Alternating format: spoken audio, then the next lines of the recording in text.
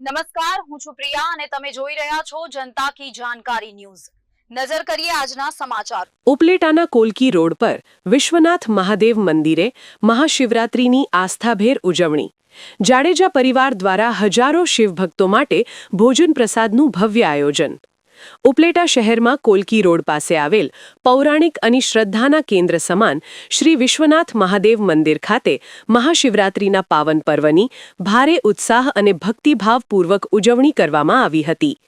વહેલી સવારથી જ શિવાલયો હર હર મહાદેવના નાદથી ગુંજી ઉઠ્યા હતા અને ભક્તોએ મહાદેવના દર્શન કરી ધન્યતા અનુભવી હતી। આ પાવન અવસરે ઉપલેટાના જાણીતા શિવભક્ત દંપતી અને પરિવાર દ્વારા વર્ષોની પરંપરા જાળવી રાખતા ભોજન પ્રસાદનું સુંદર આયોજન કરવામાં આવ્યું હતું। ધર્મેન્દ્રસિંહ બહાદુરસિંહ જાડેજા ઉર્ફે ભોળાભાઈ તેમજ તેમના સમગ્ર જાડેજા પરિવાર દ્વારા મહાશિવરાત્રિ નિમિત્તે મંદિરના પ્રાંગણમાં હજારો શિવભક્તો માટે શુદ્ધ અને સાત્વિક ભોજનની વ્યવસ્થા કરવામાં આવી હતી।